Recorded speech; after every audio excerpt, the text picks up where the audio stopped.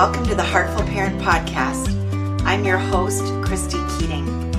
In this podcast, we talk about it all, our parenting, our partnering, and our professional lives, because they are all a part of us, and we were never meant to do this alone.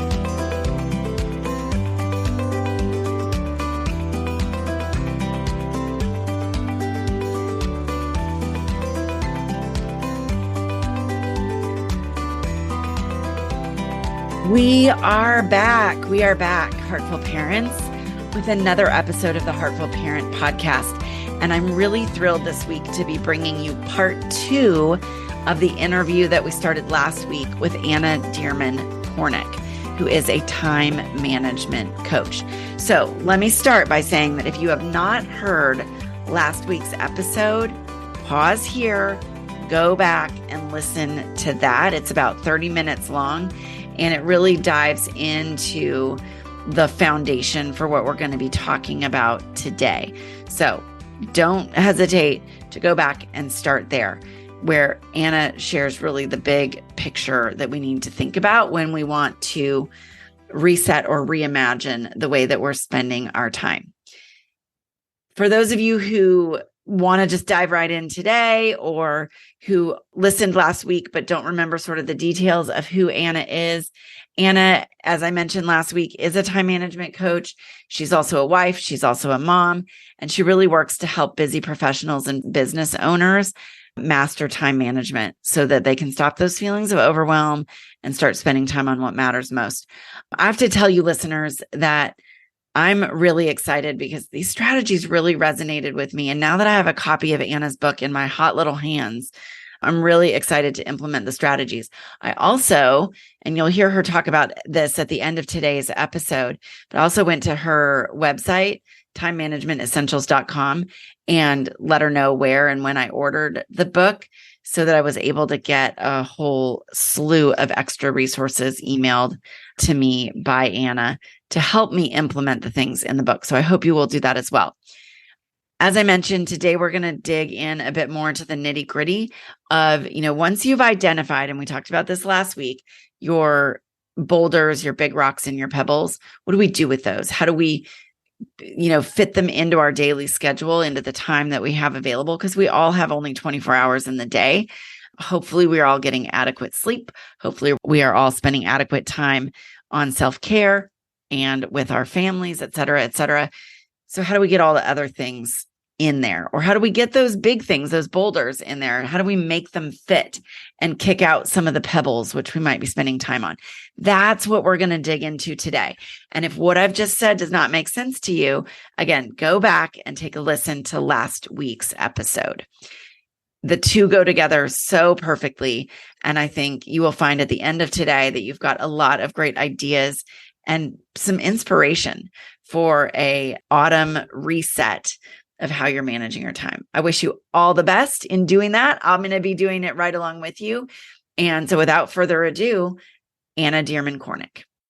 So you've said that we start with the values and the vision. Mm-hmm. What do we want to fill our days with? What would our ideal day look like? Mm-hmm. And then we look at what are those boulders that we need to put in? What are the big rocks that are coming up for us? And then how do we fit in the pebbles? And we probably, frankly, can't or won't ever fit in all the pebbles.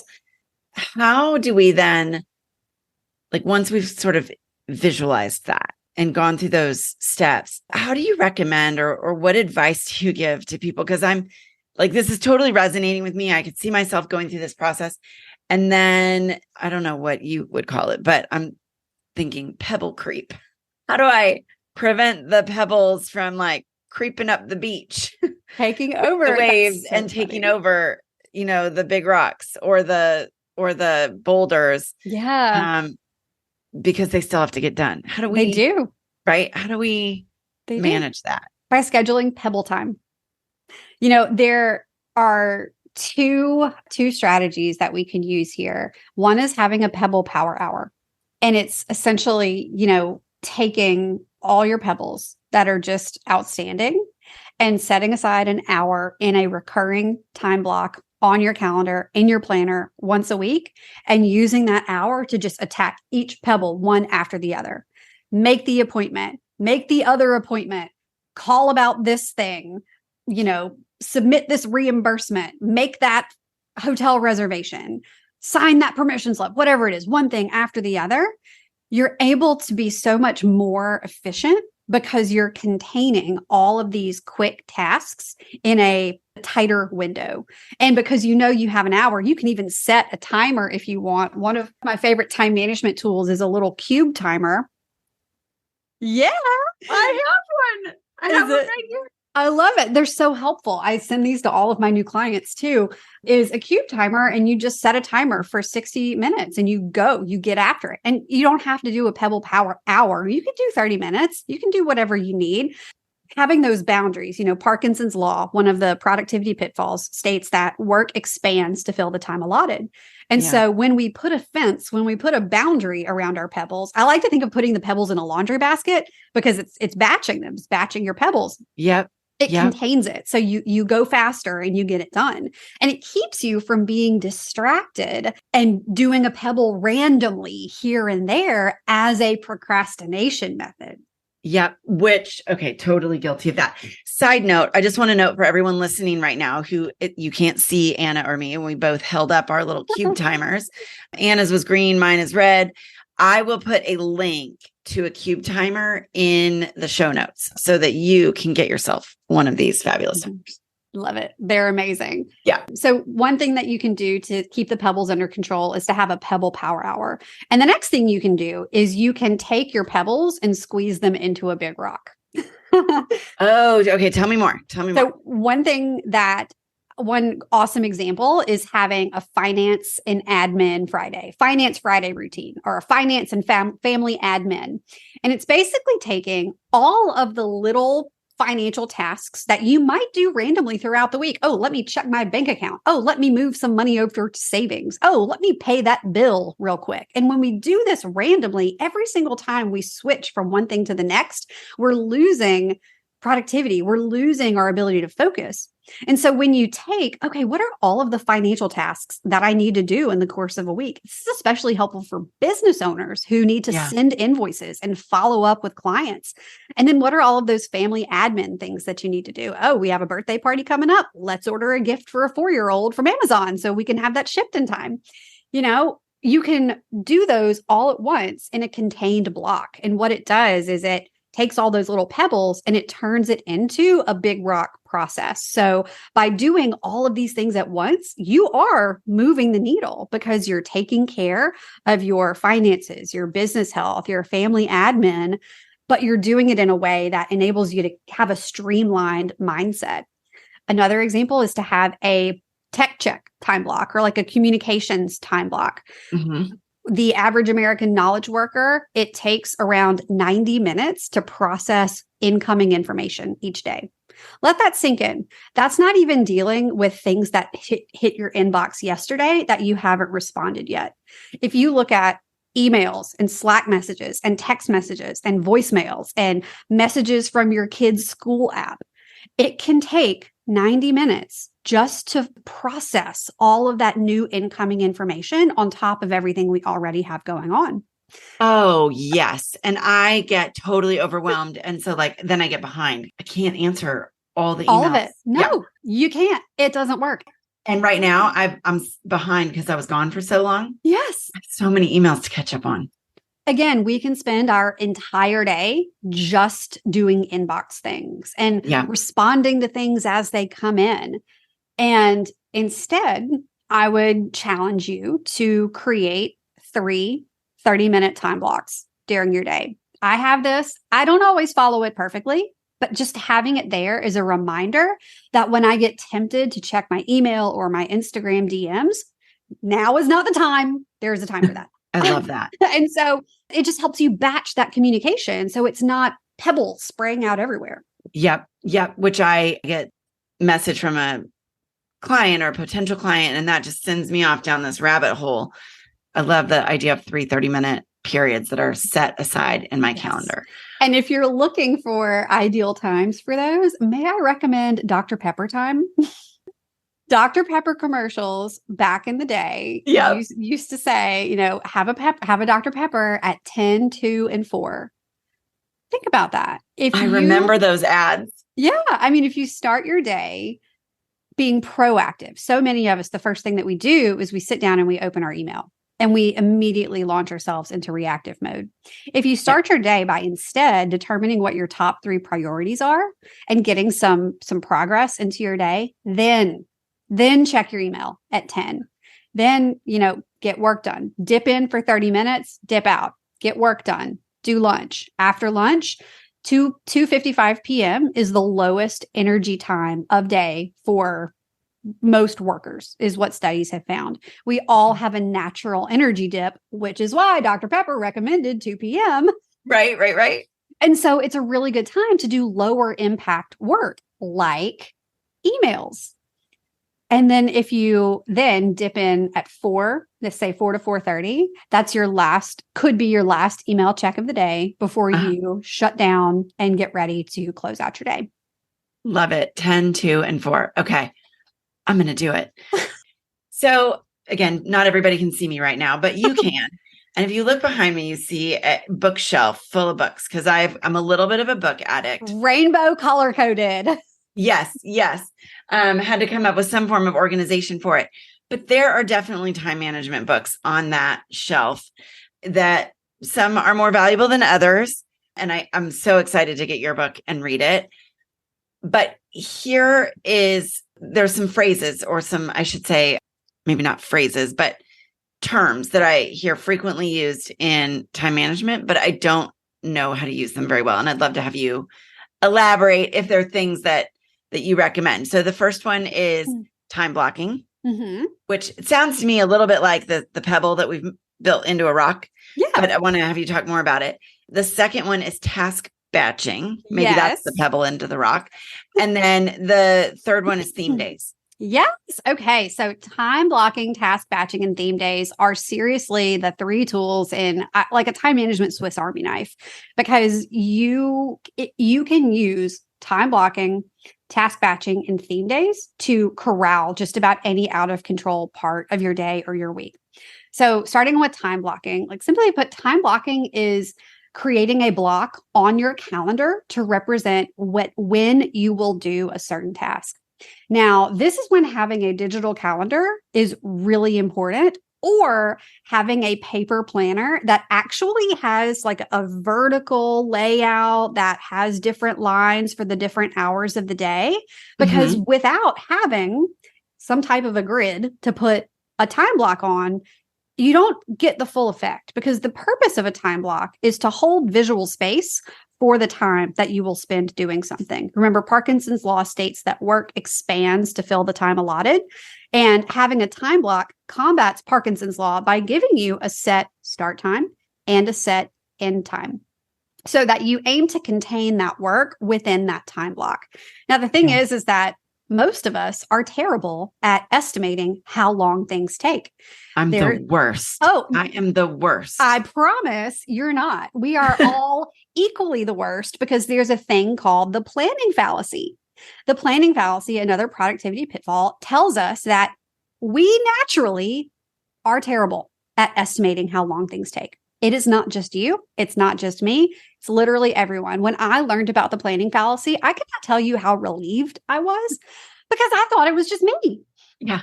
But when you know that the planning fallacy exists, you're able to combat that by add some extra time.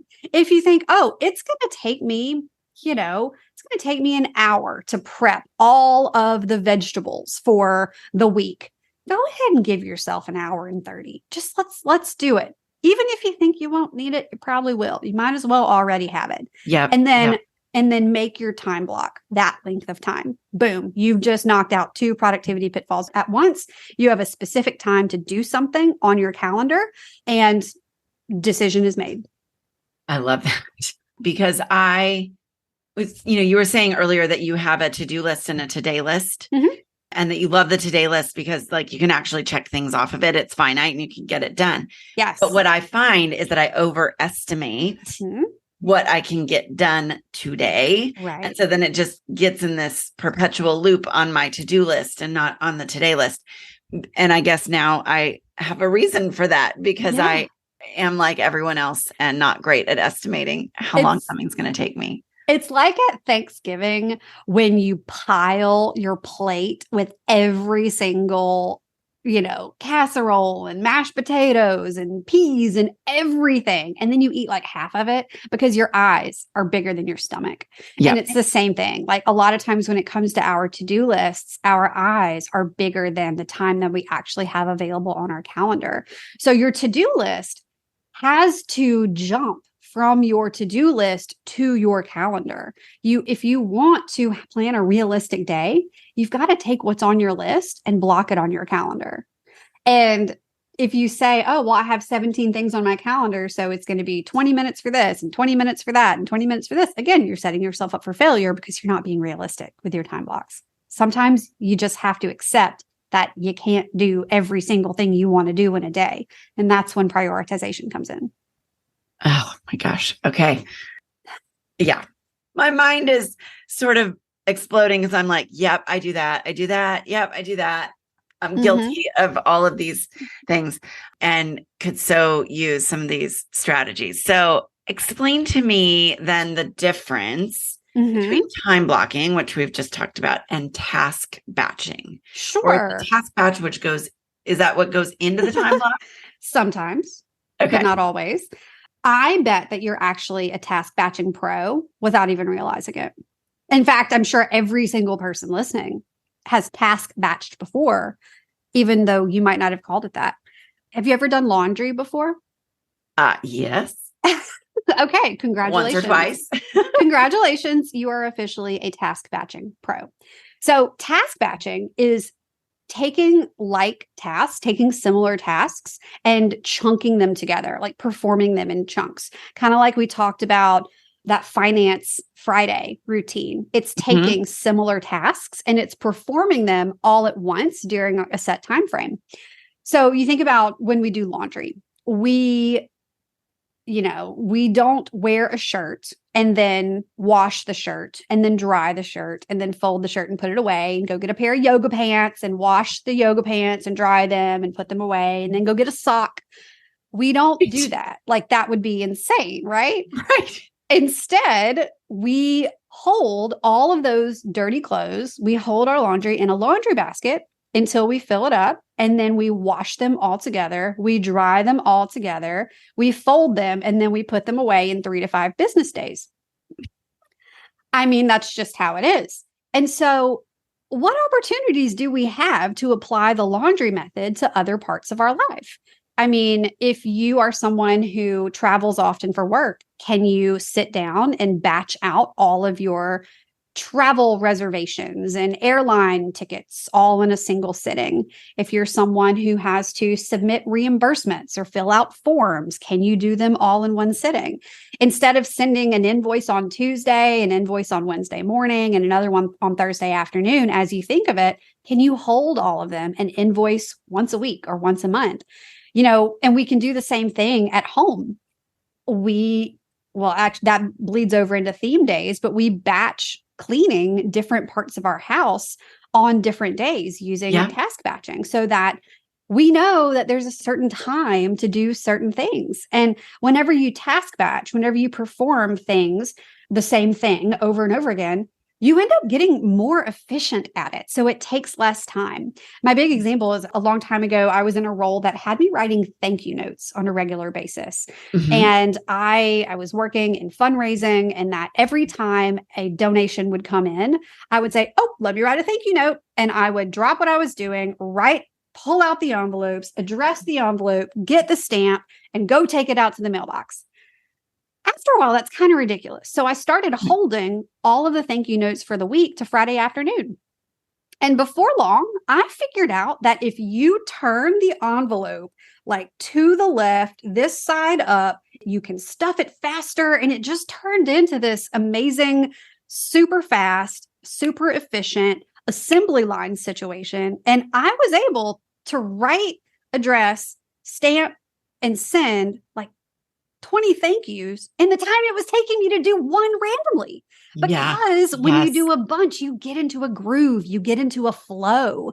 And so I would challenge you to think of, hey, what are you doing randomly that you could start doing like laundry? I love that. And it's funny, I didn't even know that I had theme days, but Monday is my laundry day. And I do it every Monday and I get it done. And I've gotten more efficient at it. And it's over. And then I don't have to worry about it for a week. Exactly. Which is my favorite part of it. I don't always love doing it, but I love not having to do it. It's like scheduling a time to worry. It's like, I don't have to worry about this now because I know that I have time to do it on Thursday or whatever. Yes. I have to say, there are so many more questions and things that I would love to dig into because I am already envisioning in my own mind how helpful some of these strategies will be. And I know that my listeners are also thinking through this because these are things that you can use, whether you're a working parent, a stay-at-home parent, don't have kids and you're just a professional, like all of these things that you've been talking about apply.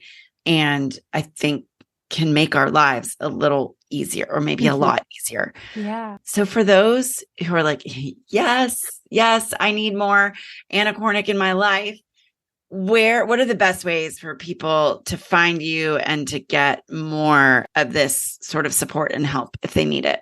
Yeah. So I would love to invite you to tune into my podcast. It's About Time, a podcast sharing stories and strategies to inspire better work, life, and balance. I have new episodes that drop every single Monday, wherever you listen to podcasts. So that's the best place to really dig in and start learning from me, to start hearing about how other go-getter, ambitious people are getting things done.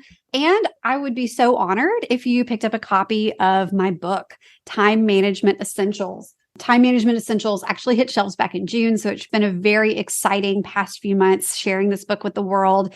You can order Time Management Essentials from Amazon, but I'll tell you that if you head to timemanagementessentials.com and share your name, email address, and where you ordered your book from, I'll send you over $500 worth of resources that you can use to implement exactly what you learned in the book. Everything from the productivity pitfalls that we've talked about in our conversation today to time blocking, task batching, theme days, boulders, big rocks, pebbles, vision, values. It is all in there. I wanted to create something that was like a one-stop shop, comprehensive time management book so that anyone could get the essentials and be ready to implement and take action.